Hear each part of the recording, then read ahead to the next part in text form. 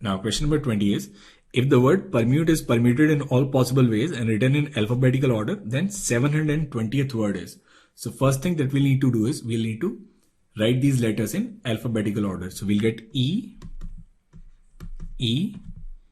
then M, P, R, T, and U. So we have altogether 7 letters.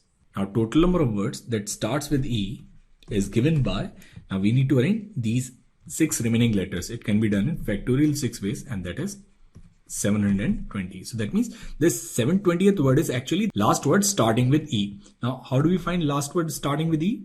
So we'll get this E, and then we have to write all these letters starting from U all the way up to E. So it'll be E, U, T, R, P, M, N, E, and that's your 720th word. So it should be E, U, T, R, P, M, E, and that's your option number B.